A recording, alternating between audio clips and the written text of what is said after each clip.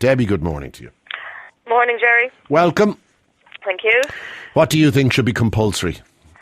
I think the wearing of helmets on bicycles by children, at least until they're finished school, should be compulsory. Yeah. I got into terrible trouble there before the summer. I was out for a cycle with one of my kids and this fellow was screaming and shouting at me. I didn't realise he was waving his fist at me and roaring. And I said, what the hell is wrong with you? And he said, bloody helmets, you fool, bloody helmets. And I said, bloody helmets what? He said, the child has no helmet on, whatever about you, you big lummox. He said, your child should have a helmet on. I felt I was ashamed of myself. Well, so you should be. So should loads of parents that let their children go out every day without helmets on. They're responsible. You see, it's very hard to get them to wear the helmets because they look so ridiculous. Yeah, that's what I've been hearing from a lot of parents too. Do they have to look like that? They look there's like all sorts of different types of helmets out there. No, they're all the basic same shape, though. They all look like a walnut on top of your head. See, there's the problem. I think nobody's actually addressed that issue. That kids in particular are very, very obsessed, are completely obsessed, to be honest, about. I could not. I will try. Hand on heart, I will try. My 7-year-old now, she is so fashion conscious. I tried the Barbie helmet, right? I tried the Disney Princess's helmet. And the Disney Princess's helmet got me there. That did get me there, in fairness. But if the helmets were a proper shape, even if they were a conventional bike, old-fashioned motorbike helmet shape, that might be better. It might help a lot. But do you not think it'd be better trying a different angle as parents kind of made their children aware of what happens if they don't wear a helmet, if they come off the bike? But that doesn't work with a child. I was going out for a walk last night, right, not on a bike, and we were bringing the youngest one with us, and she was told, you put on your coat. It was freezing last night, right? No! But now, eventually we just gave up and she came out in a T-shirt and was freezing, right? It's very difficult. Oh, I know it's very difficult, but from the time my children could walk and they were on a trike, they wore a helmet. Well, how did you do it? Well, you teach us all. Teach the rest of us. Well, from the time they were very small, when they got their little three-wheeler bike, they got their helmet with the three-wheeler bike. They weren't allowed outside the front gate without their helmet. All right, so you gave them the tough love. You want the bike, you got to wear the helmet. Yeah, but they had no problem. They had no question because it's what they learned from the very beginning. It's not something I'm trying to teach my kids now. My kids are wearing helmets. My problem is that now that they're cycling to school, they're being slagged by their peers, by other kids, because, it's not cool to be wearing a helmet. You know, we're trying to teach them that if you don't wear a helmet and you come off your bike, you're going to smash your head. You're going to ruin your lovely, handsome looks. You could die. You could kill you. But and they've no problem wearing the helmet. The problem was with the other people in regards to them. They understand the importance of wearing it. And as a result of this kind of insistence that it's the least fashionable item available while cycling a bike that you could possibly wear, my kids would probably wear stab vests sooner than wear the helmet. It's a real problem. It is a problem, and I know with a lot of people, it is the style. Look at the helmet. Like, my youngest son has a blue helmet. Now, if you look at it, it's definitely blue. If you look at it under classroom light or under artificial light, it actually looks purple. And he says, Mum, everyone's saying my helmet's purple, and it's not purple, it's blue. So if you have all that, that's what you're up against. Yeah. But the way I feel is that the government are pushing healthy eating and exercise. Yeah, and they never mentioned the obesity and all that sort of thing. So they want the kids to cycle. Yes, they're not kind of encouraging them. And then they're also pushing the environment and don't take out your car so much because it's using up or it's putting fumes into the atmosphere. So if I let my children cycle to school, I walk, so I don't use my car. But if I have to bring them to school, I'm using my car. So, I can't win. You don't know the legal situation regarding wearing helmets? You're not legally obliged to wear a helmet, are you? No, you're not legally obliged. But if you... But on a motorbike, you would be legally obliged. And in a car, you have to wear a seatbelt. Yeah. You're incredibly vulnerable on a bike, certainly in this country. Well, I'm a past cyclist. I cycle. I lived in Baldoyle for years, and I cycled past your place, Clontarf, down towards the docks. Yeah. For 6 years, and I was in my 20s, and my father wouldn't let me outside the door without a helmet. When you were in your 20s? Yes, absolutely. God, what was he putting in your porridge in the morning? But my father was the first person on his street to put seatbelts in his car. What an enlightened man! And he was very strong on health and safety. And that's what we grew up with. That's obviously where you've picked it up. So it's the ethos of your family. Yeah, and it's what I've instilled in my kids. But I think a lot of parents don't do that. You know, and I've spoken to a lot of parents, and they say, well, if we make them wear the helmets, they're not going to cycle. Here's a text here, 51552. My 6-year-old girl, Gerry, is glad to wear her helmet. It's one of the new Bratz helmets, so it's cool. Mm. Yeah, well, that's the way to go. It's still that stupid peanut shape, though. That's the problem. All right, Debbie, I tell you what, I will endeavour to get them to, well, I don't, the older ones now can make up their own minds. I've no control over them. And do you wear a helmet, Gerry? No. I wouldn't wear a helmet on a bike in a million years. Well, I just see a lot of adult men and women wearing them now. I do, but they look ridiculous. They do look ridiculous. But just here's a thought for you. When I was 18, one of my best friends, Jimmy, he was going to his girlfriend's steps. Yeah. And he went to pick up his suit and he wasn't wearing a helmet and he got knocked off his bike and he got killed. Off his bicycle? Off his bicycle. And if he'd been wearing the helmet, maybe he might be still alive today. Well, I think you're right. You know? Look, I would wear a helmet if it wasn't shaped the way it is. Well, maybe we need to get someone to design it. Yes, you know, actually, let's follow that now, will we? Mm. Okay. In the meantime, I hand on heart, I will not walk out the door unless I've made at least a substantial attempt to get them to wear the helmets. Well, fair play to you. Okay. All right, thanks. What happens to me is my own problem, I suppose, isn't it? All right, good morning. Thanks a million, bye. I mean, they look dreadful. I mean, why is cycling gear generally actually looks appalling, doesn't it? You know, those kind of Spantex shorts with the big kind of stitched-in nappy on the crotch and the helmet and I mean, it's just too weird. You know, they look like things from other planets. Agnes, now you're a grandmother. I am, yes. And your grandchild? He's 5.5, I'm just going on 5.5 now. Yep. And does he wear a helmet on his bike? Well, going back about 3.5 years ago, he got a quad for Christmas. A quad bike? The small quad, 4 wheels, you know, the battery-operated lad. Right. And the mum and dad bought a helmet for him for the quad. Naturally, he'd have to have one. And he just drove around the place on it. But he always wore the helmet. Yeah. And then he had ventured onto a bike, to his bicycle, and he was the balancing wheels on the bike. Yeah. And he'd wear the helmet out around where he lived, you know, on the bike. And his friends used to all call him, oh, you're only a baby, you're wearing a helmet. A helmet with training wheels. Yeah. And a girl's dress. That's the way his mum and dad taught him. If you go out on a bike, you have to wear a helmet or you'll fall and hurt your head. Yeah.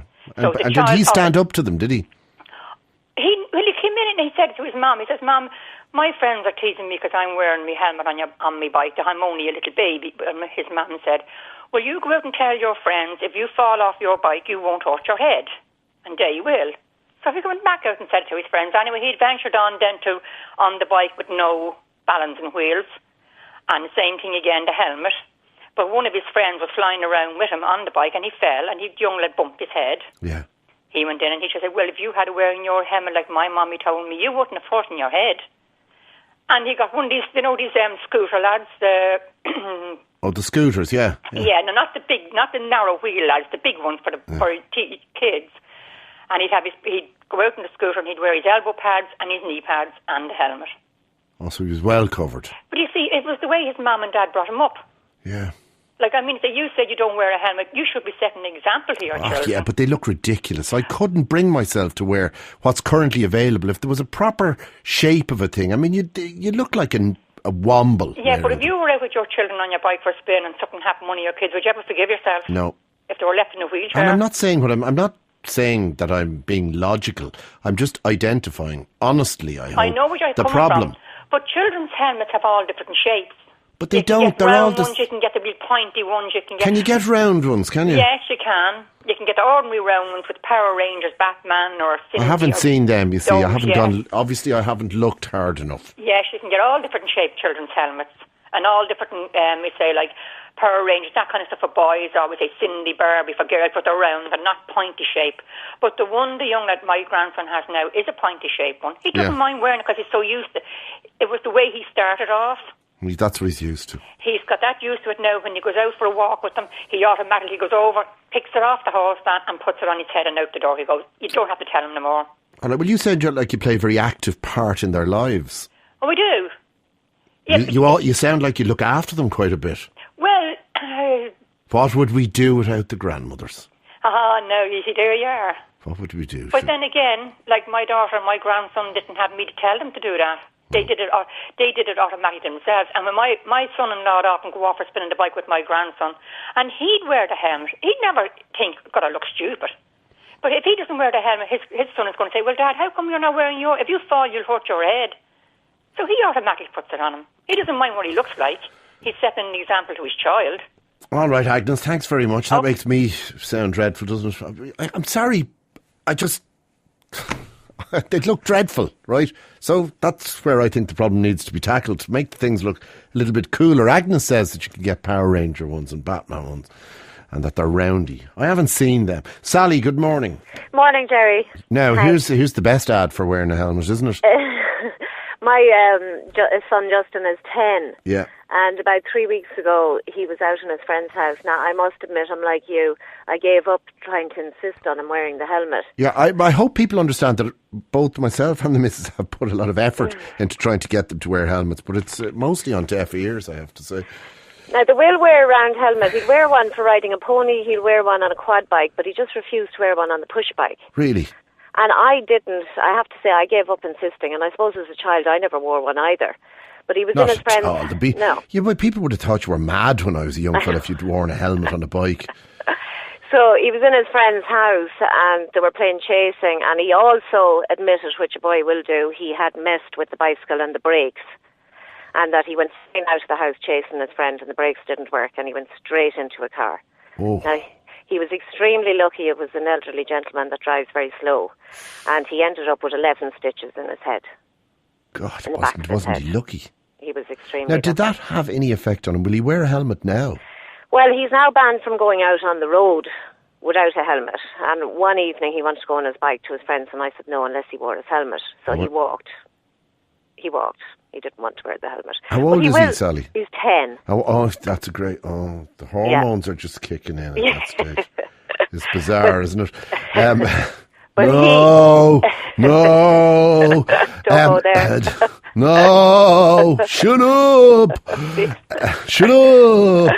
But I definitely put my foot down now. He will not be allowed out on the road without the helmet. And, now, the and what's his helmet explanation? What's his explanation? Oh, it looks stupid. Right. The same as yours. Looks stupid, doesn't fit properly, looks stupid. Now, they don't fit extremely well. I find the riding helmet fits much better. Yeah, you see, I think the riding helmets look better. They look better, yeah. I mean, are we to be told by the safety experts that they're less effective? No, they can't be. I mean, like a fall off a horse can be just worse, as bad or worse than a fall off a car. So, and they're very well fitted into the head. So now he has to wear that if he wants to go on the road. And will he wear that and go out on the bike? Probably if you know. No, I don't think he learned his lesson because he had it on him the other day, and then I saw it. On the ground, sure, around and the I had to corner go he running went. out. Yeah, exactly. And off it so came. you have to really watch them, especially Shut up! But it does happen. 11 stitches in his head was no joke, and he didn't think it was any joke. Do you get this? Jesus! Jesus! If what do I have to wear that for? If I'd said shut up or Jesus directly to my father, do you know what? I would have been turned into cannon fodder, and I would have ended up over the bush or the hedge of the fella's house next door, whether I had a helmet on or not.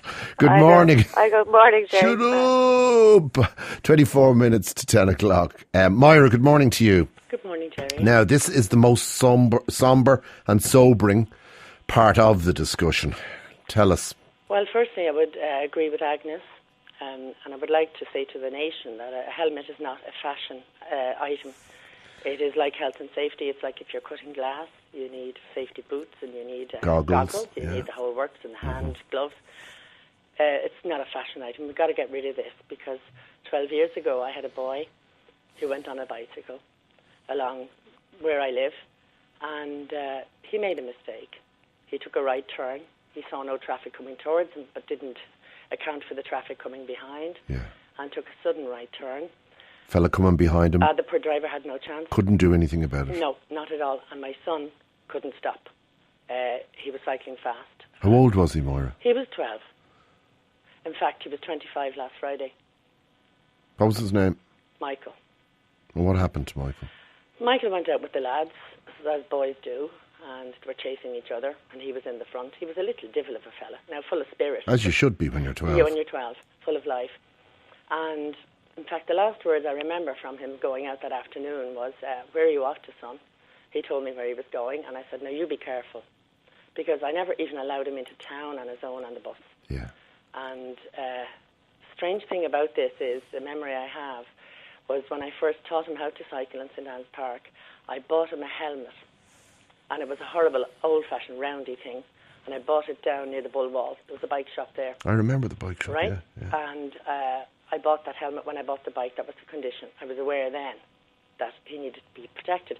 And I took him to St Anne's Park to teach him how to cycle. That's where we've all brought them there. It's a great place to teach them. Very safe. It's safe. Yeah. And I'm sure if Sean Dublin Bay Loftus is listening somewhere along the line, he'd remember when I was teaching Michael to cycle, he ran, I should say, on his bicycle real fast, and the Loftus was there with a group of Japanese tourists, and Michael ran right through them. And the only way he could stop was to run into the hedge. But anyway, he did learn to cycle, and this particular day he went out, and he went along the road, and he was first in line, and followed by a load of boys on the bicycles, and he just made a mistake, saw no traffic coming towards him from the Bull Wall, turned right up Seafield Road, and the poor driver, he had no time to stop.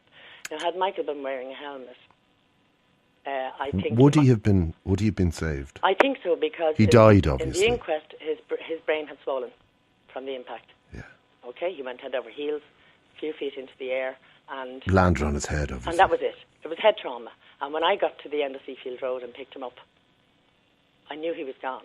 Was he dead when you picked him? A slight pulse, but not enough oxygen to keep even his organs alive that I could donate them. I did donate them. And it was too late. Couldn't help anybody else. And that's the most awful thing.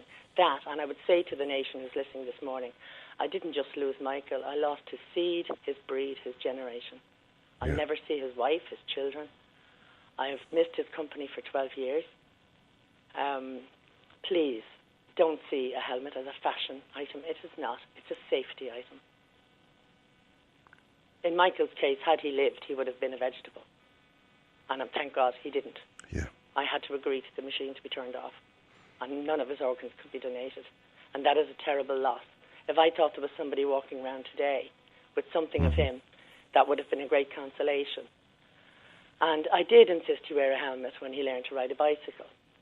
And you have to fight. It's like saying to kids, no, you can't have that chocolate bar. You just have to say no. You're not going on the bike unless you wear the helmet. I don't want to see anybody else live with this. And I'm still alive because I had other children. Yeah, I was about to ask you that. Have you other children? I had 5 other children, yeah. He was my baby. But the last and often the most welcome. Yeah, it's funny. It's really strange that. And he was 25 last Friday. And his friends, thank God, still remember him and honour him, as I do. Always will. But I've learned to live with it, but I don't want anybody else to experience this. Just say no, like you would say no to a bar of chocolate if a child is getting obese or is eating too much gunge. Just say no, you can't have it. If you're going on that Of course, 12 years ago, it wouldn't have been usual for a parent to insist on a child wearing a helmet. Sure, well, I'm going back more than 12 years. I'm going back to when he was 4, when I first bought the bike. And I first bought the helmet in that bike shop near the Bull Wall. Yeah. And he looked ridiculous. The big blue helmet, but that was the way it was. That was the deal. That was the deal. And on that day, the deal was broken. Well, that particular day, he left the house at 4:30 in the afternoon. As you would, as a 12-year-old fellow would, you'd be shooting out with the joys of life on your shoulder. Yeah, but the one thing I would like to emphasise now this morning, people listening here will know who I am. I don't give my second name. I respect my privacy, but there would be people who would recognise this call. The driver was not at fault. He has lived a sentence the same as I have. Yeah. Right? So that's the other side of the story, is that by allowing this happen, not only did he lose his life, not only were you deprived of the good counsel and company of your son, but my beloved son, but also somebody else has had to live with feeling that they were responsible for his death. But they weren't responsible. Yeah. It was literally an accident, a mistake made by my son. But you will all, no matter how innocent you are, you have been forced into a position where you've become involved with the death of a child, and it's must be dreadful. How that guy, I mean, I have spoken to him dreadful. from time to time Must be terrible. on telephone, and he has had trauma in his own life. Yeah. And does he talk to you still? Yes, or I spoke to him about 5 years ago. Yeah. He had a trauma in his life, and when I heard about this trauma, I telephoned him and I empathised with him, and reiterated that I never blamed him for Michael's death. It was an accident, and I wished him well. But please, people out there, remember that it isn't just one person affected. It's not just the mother or the father of the child. It spreads its way through a family. My sister, my daughter's lost her brother. I have one other son who's not in a good space at the moment. He's lost his brother, and he's finding it really, really hard to come to terms with that. And I'm finding it very hard to come to terms with it 12 years later. What do you do to get through the day? I have great faith. I have great friends. I work. I don't sit thinking. I get up and I function. And I remember him with honour. I love him and I feel him around me. And I think that's all I can do, because I'll never see his children. I visit his grave when not continuously. I'm not obsessed. But I honour him on his birthday and on his anniversary and at Christmas time. And that's all we have left, people who've lost children. Is a place to go and to lay your flowers and honour them and then get on with life. It's your duty to get on with life, but it makes life much harder. So I'm saying, please, no matter how unfashionable they are, wear the bloody helmets. Well, I cycle myself along the cycle track, and it's lovely and safe now. Oh, well, we have John Gormley to thank for that. Yes, we have, and I thank God. But in my son's day, we didn't have the cycle track, it was the road. No, that's right. And you know as yourself, Gerry, as a lad, you get out on the bike and I terrorised Clontarf as a fella on the bike, and with the lollipop sticks sellotaped to the brakes so that it would make the same noise as a motorbike. I mean, all that kind of the stuff. joy of it.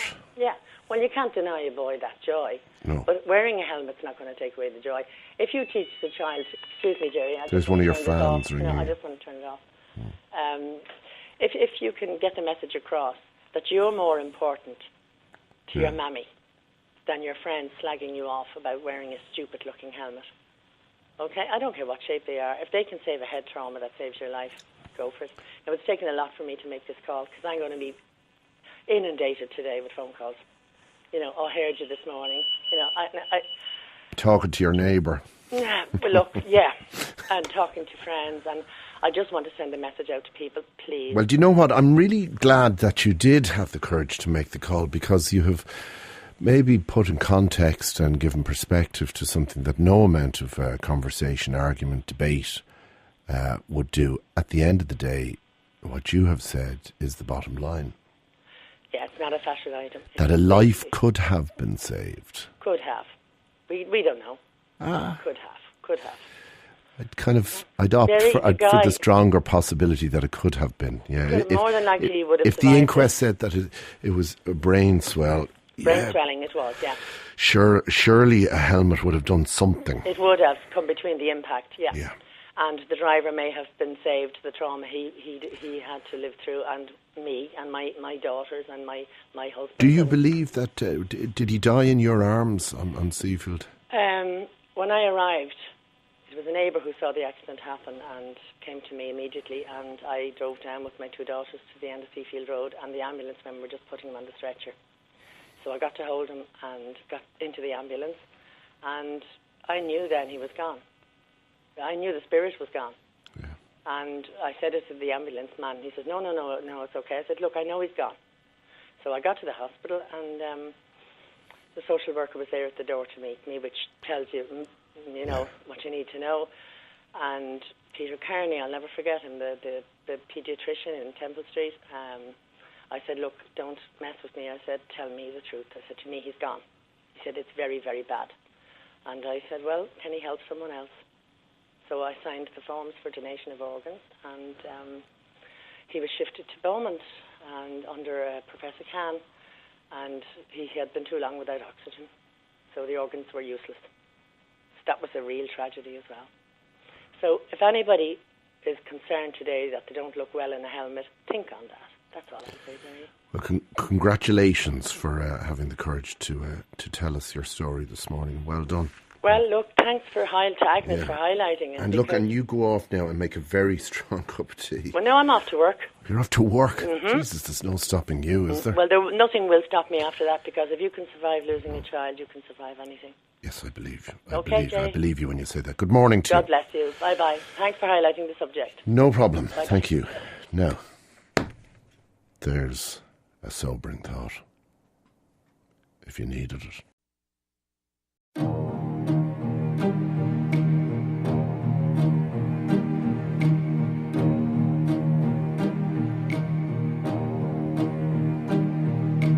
Who can say where the road goes, where the day flows? Only time. And who can say if your love grows as your heart shows? Only time. We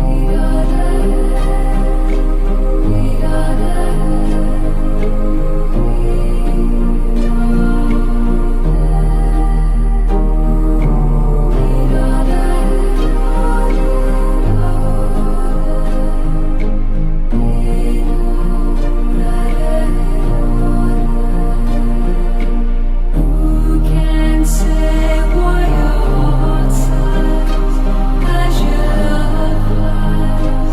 Only time. And who can say why your heart cries when your love lies? Only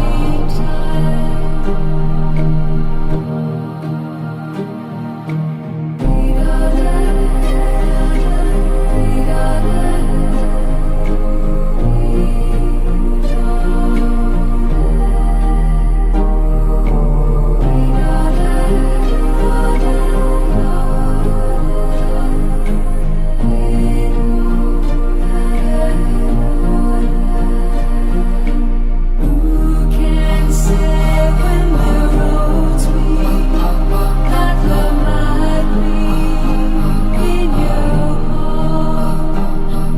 And who can say when the day sleeps if the night keeps all your heart? Night keeps all your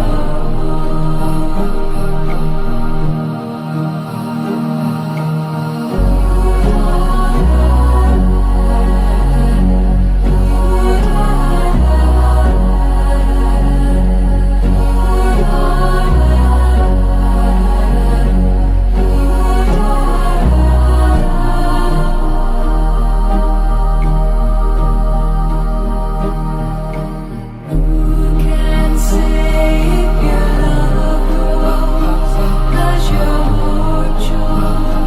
Only time.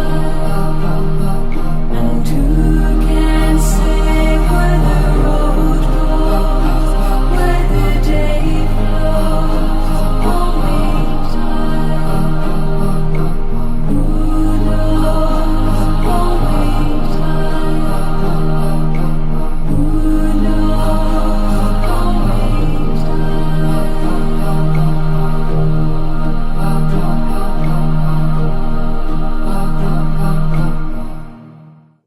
Bathing in the blood of virgins to retain her youth. Torturing sherbans, even servants, by throwing water at them in winter until they froze to death. Not acts of a character from some Gothic novel, but in fact the real acts of a 16th century Hungarian countess. Her name, Elizabeth Bathory, considered the most infamous serial killer in Hungarian and Slovakian history. And there is renewed interest in her with the upcoming release of a couple of movies apparently based on her life. Daniel McLaughlin, Central European correspondent with the Irish Times, has been looking at the life of the woman nicknamed Countess Dracula. Daniel, good morning and welcome. Good morning. A 16th century Hungarian countess with a lot of time in her hands and some very, very highly developed ideas. That's right. She was certainly a very colourful, very sinister character. Still remembered in Central Europe today as probably the cruelest woman ever to rule over one of the areas and one of the castles here, which used to be in part of Hungary when it was a much bigger medieval state, now part of Slovakia. She did actually exist, didn't she? She did indeed. She lived from 1560 to 1614. And she was part of a very prominent, very noble, very powerful family at the time, a family that had given Poland one of its kings, had produced various rulers of Transylvania in those days and rulers of this particular Hungarian region where she lived. Very powerful woman, very well connected, but for the past 400 years has been associated with some very dark and very dubious deeds. Now, I don't know whether you have any ideas to what was the motivation or what was the driving force behind some of her actions, but certainly she's up there with the worst of them in terms of what turned her on. The blood of virgins, she had quite a strong attraction to that, didn't she? She certainly did. Legend certainly has it that she did. I mean, the stories that have come down from that time tell of all kinds of very callous, very sadistic acts that took place in her castle. What sort of stuff did she get up to?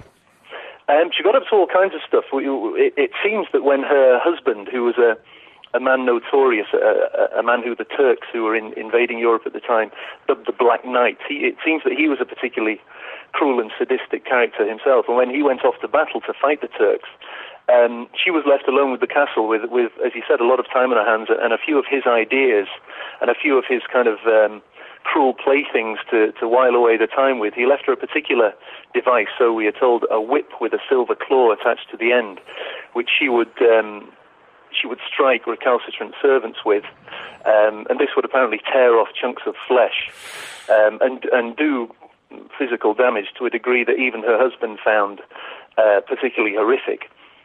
Apparently she was left with this, and she spent her time taking this and using this against her servants while he was away at battle. Other things, as you mentioned, throwing cold water onto her servants who were made to stand out. That's an interesting one that not even I have thought of.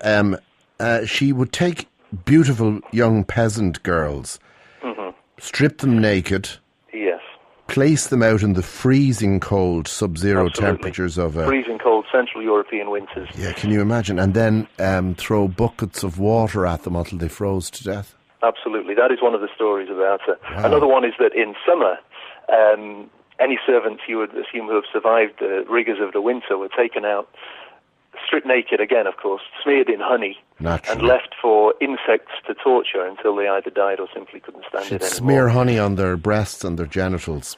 That was her thing. Kind of thing, Gerry. Yeah, you're getting the picture. Yeah, certainly getting the picture. I presume that this is sexual, isn't it? It's an aberration. It's a sadistic sexual thing, isn't it?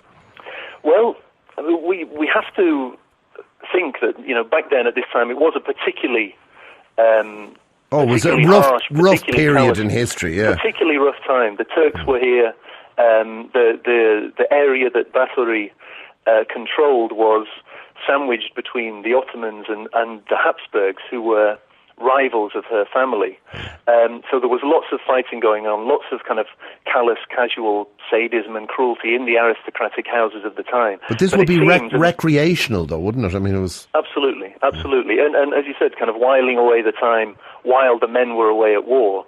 It seems that this was the kind of thing that ladies of the house often got up to. But Báthory, even for that time, apparently was particularly cruel and particularly callous in the things that she did to her staff. We have to, looking at it now from 400 years distance, these things seem obviously absolutely horrendous, but we don't obviously now have the proof that she actually did these things. And defenders of Báthory, or certainly many historians in this region, they wonder, did she actually do these things? Was she any more callous, any more cruel, any more sadistic than other local aristocrats of the time? Or was she actually framed in some way? Was her name blackened by rival aristocrats who wanted to do her down, wanted to break up her estates and wanted to take her wealth? Well, certainly it's difficult to believe all of the things that are written and said about her. However, you've got to remember when somebody is as obviously as mentally ill as she was, and without any sort of parameters, social, ethical, or cultural, or moral to operate within, but she didn't seem to have, because she was, at the very, very top of a pile that had no sort of constitutional protection for the citizens in the local area. I mean, quite fond of the red hot poker apparently as well. Yep, there is talk of the red hot poker taken to the breasts and the genitals of staff. These are all things that came to light in a court case that was finally filed against Bathory after rumours spreading around the old Hungarian kingdom for years about the dreadful things that went on at this castle, a place called Chaktice, which is in Slovakia these days. You'd wonder why anybody would stay working for them.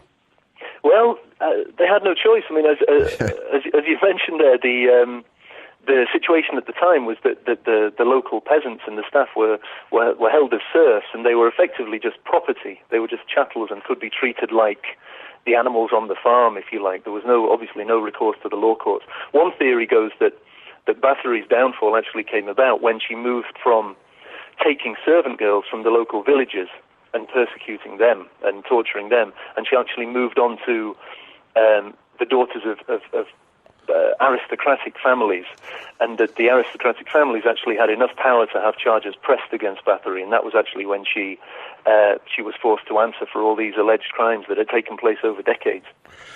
She wasn't a great fan of dwarfs either, sure she wasn't?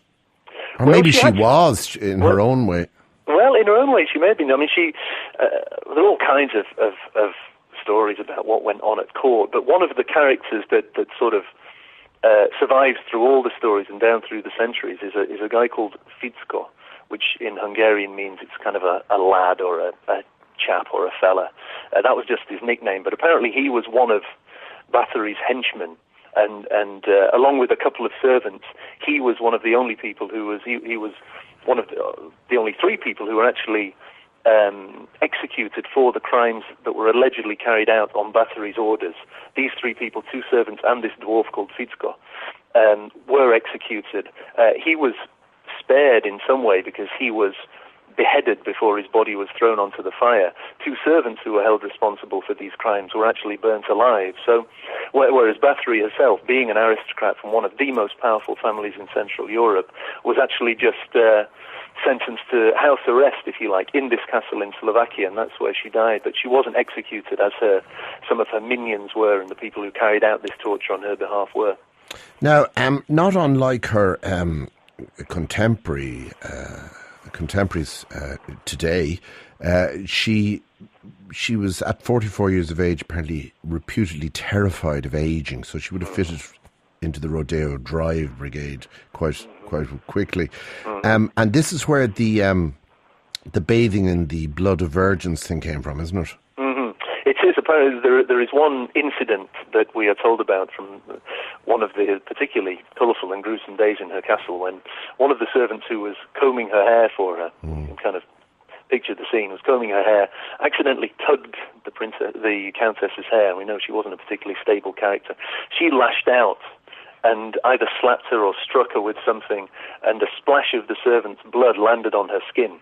Now, Bathory at this point, being less than stable, less than balanced, and also, we think, fearing for her future and fearing for her youth as a widower there in Central Europe, with all these other aristocrats kind of looking to get hold of her property and her lands, she believed that the patch of skin where this spot of blood had fallen from the servant, when she wiped it off, she believed that it gleamed with a kind of youthful vitality.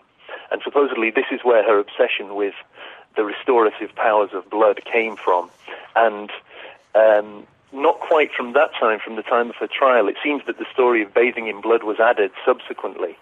But so the story goes, and it's probably the thing that's best remembered now about Bathory, is that allegedly she did kill local virgins, drain their blood into a bath that sat in the bowels of this castle at Chaktice, and she would bathe in that blood to try and hold on to her youth and restore her complexion. So even by today's standards, pretty drastic means. It makes Botox pale in comparison, if you like.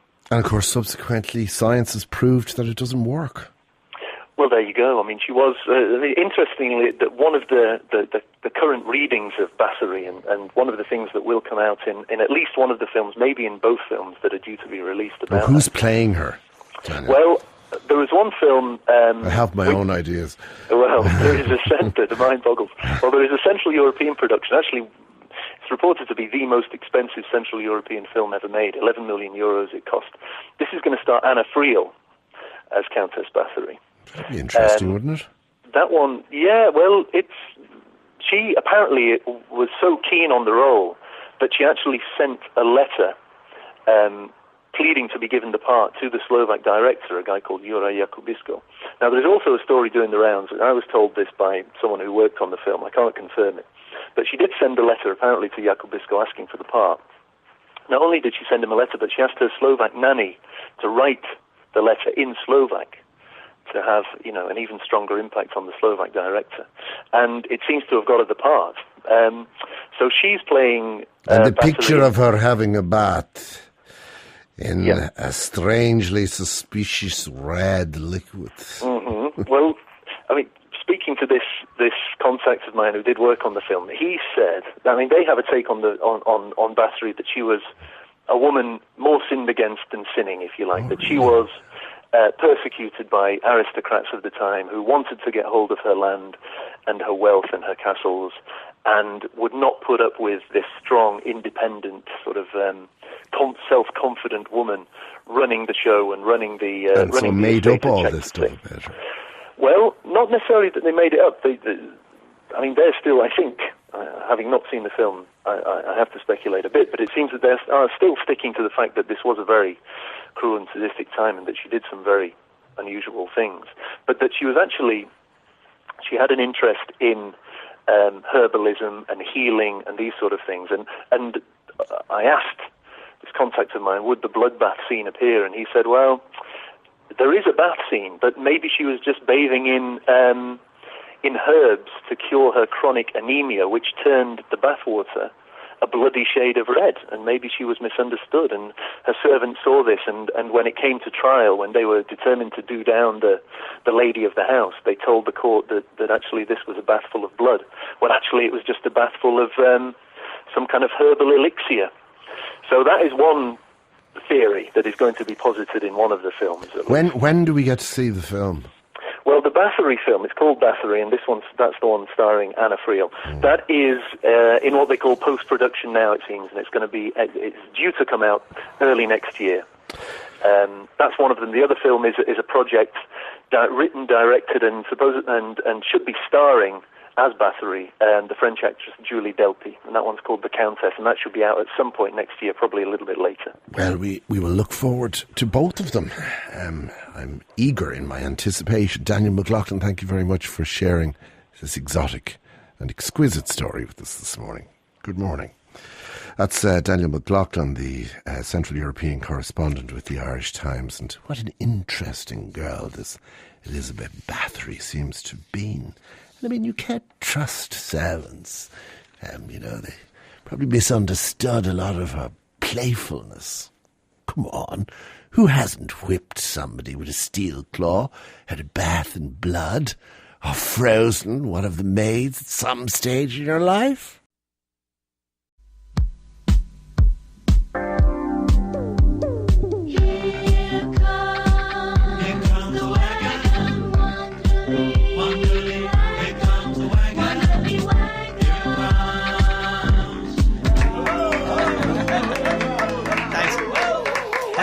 How are you doing, boys and girls? I'm Uncle Bertie, and we're here to celebrate the 40th anniversary of Wanderley Wagon with all the fun and games that you can imagine. What kind of games, Taoiseach? Like follow the magical money trail, huh? Close your gob, 40 coats. Oh God, the heat in here. Keep putting them anoraks on. You're only wearing 25 coats so far. Frig's sake, Taoiseach, I'm already sweating like a fat lad in a sweet shop. Now, children, 40 coats should know that teasing people for being fat is wrong, especially when you're a carrot-top loser from Mayo. Take that back. You're so fat you've got more chins than a Chinese phone book. You little bat. Sorry, kids.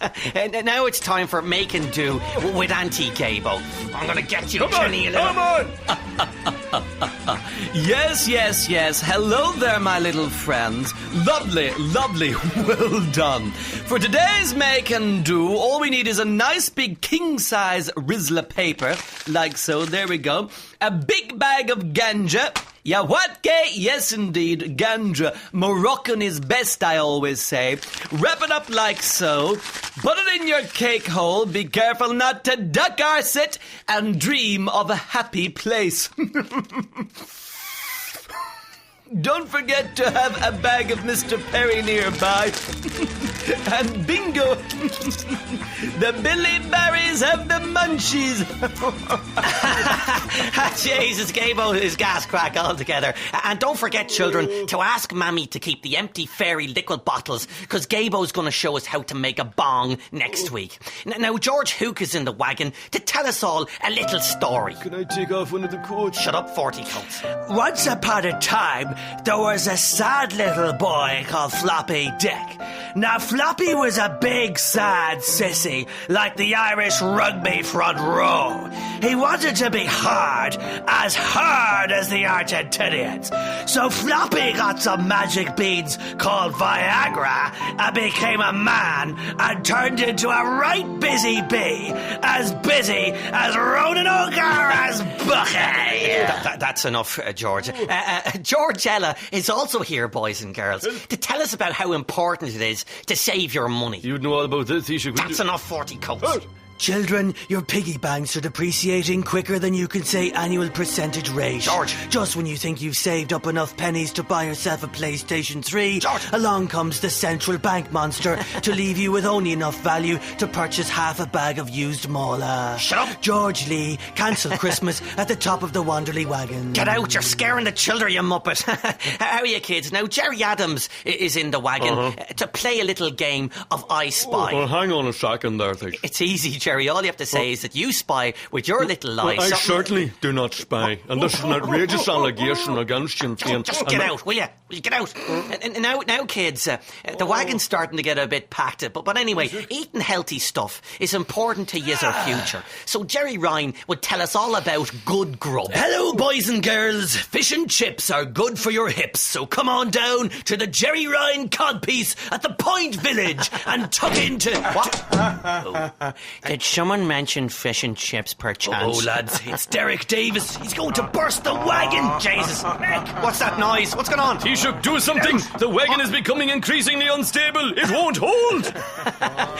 Don't worry, kids. 40 Coats is delirious with the heat of all his jackets. The wagon is properly NCT'd and well capable of holding everyone. I'm just going to have a wee tic-tac just to aid digestion. No, Derek, you'll burst the bleeding wagon. Oh, yes. Oh, Jesus!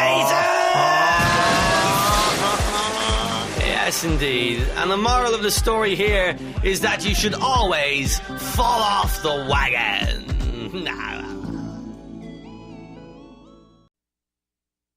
Mary, good morning to you. Hello, good morning. You were listening on Monday. We were talking about some reports in the papers attributed to the German ambassador's appearance at, I suppose you'd call it a business conference in Clontarf Castle, where he was addressing a number of German industrialists in German before his presentation, where, according to the papers, the reports at the time, he described Ireland as a greedy nation, a rough people.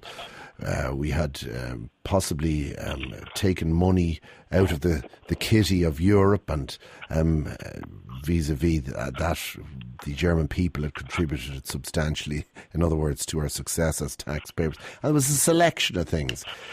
He then came back and said, no, you fellas have misunderstood me. It was lost in translation. A lot of what he said, though, was true. It was just, it seemed to us to be inappropriate for a man of the diplomatic corps to say it. Well, I haven't read any of the reports, so I can't, what I've heard is just bits and pieces, so I can't really speak about it.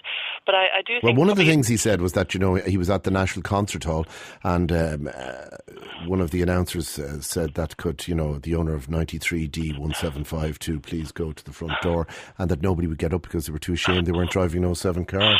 Well, in my opinion, he's probably very correct in that statement, I have to say. Oh, really? I do think so. I mean, I have 3 teenagers, a 13-year-old, a 15-year-old, and a 17-year-old. And I would say most of our neighbours will be driving around in '07 SUVs at the moment, most of them. And I think they're very conscious of the fact that I drive around in a van. A van? A van, because I have plants and things that I work with at home, and I'm always buying stuff, and I have a couple of dogs that I find extremely useful. What kind of a van is it? It's a Peugeot Partner. It's a 205, and it was bought new when I bought it, and it seemed like a very practical solution at the time for me as a second vehicle to do the kind of things that I would want to do with it. But sometimes I might have to pick up one of them at the school or drop one off or whatever. My husband. It's a real van, though, isn't it? It's like a commercial vehicle. Oh, it's a commercial van that I drive around. It suits. I have lots of pots and things and plants, and I go to the garden centre quite a lot, and I take my dogs out, running, and I just thought it was a very useful thing to have. But it does have a front seat, doesn't it?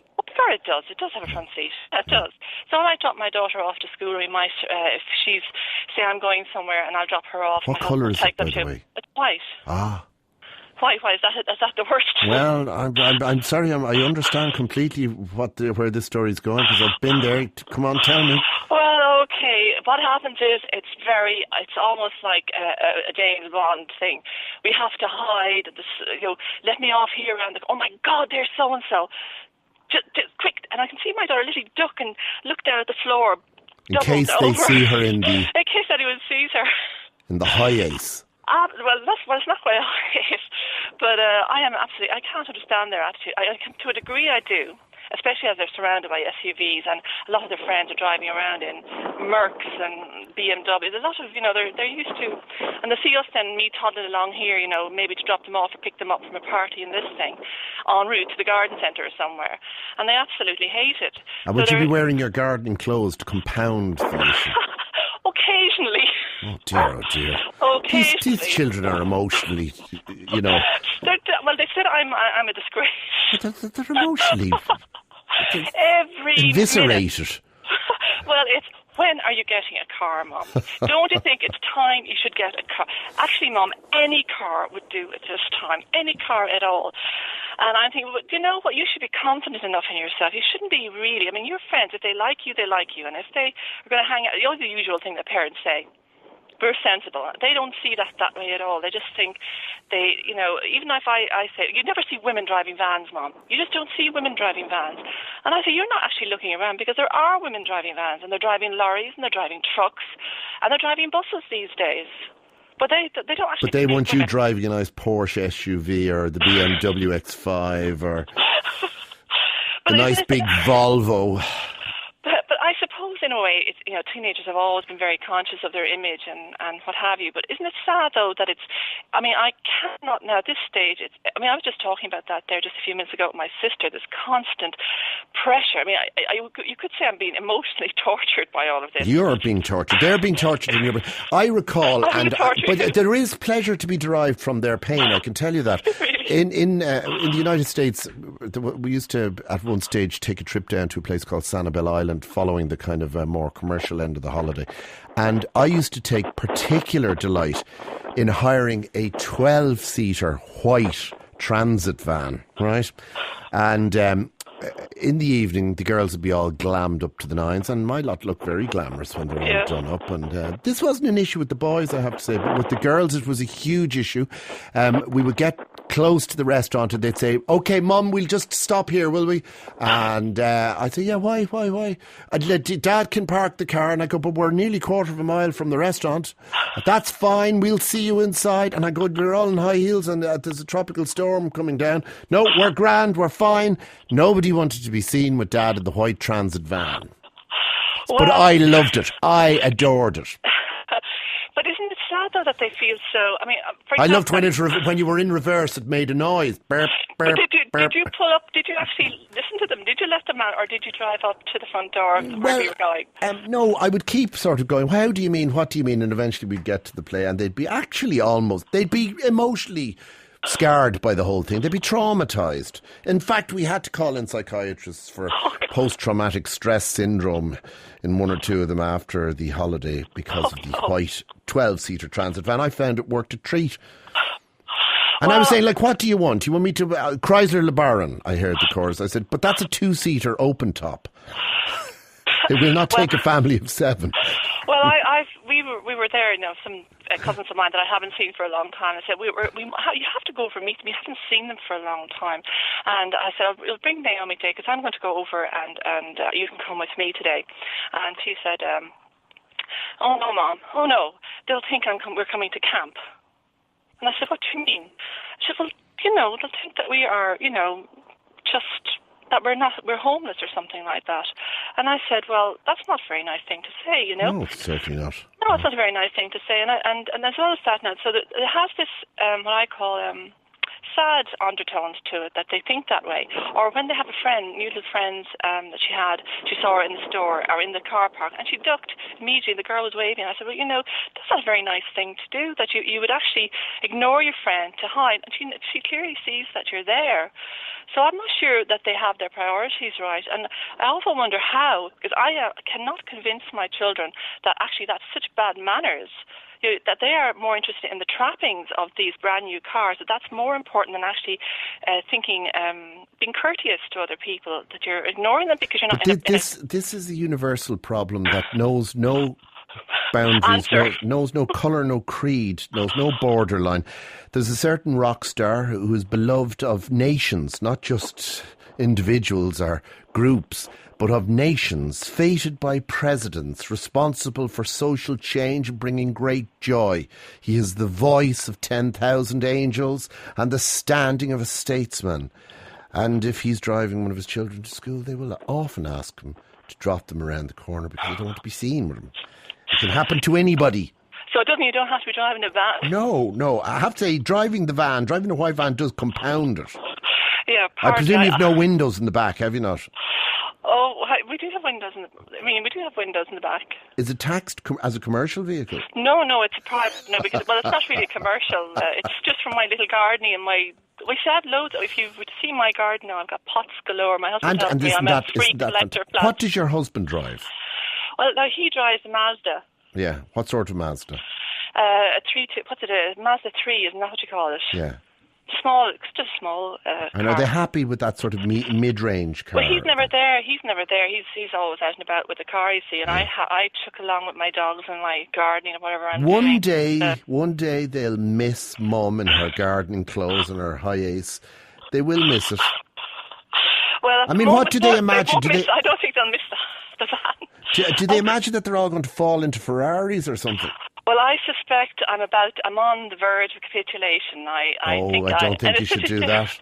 I feel so worn down now that I'm there thinking, how I'm going to manage it. Because, they're very messy things. If I was you, I'd get a couple of orange boxes or something and put them in the back and tell them that you've got some new seats. I will leave you with the line from the Top Gear version of Joseph and his amazing Technicolor Dreamcoat with Jerry Clarkson playing the part of Joseph. Any car will do. Good morning. Thank you. Yes. Okay, that's it, friends. I'm heading off to London, just temporarily for a few hours, to interview Gordon Ramsay in his home for Ryan Confidential. Do you think I'll get offered a cup of tea? Gerry Ryan.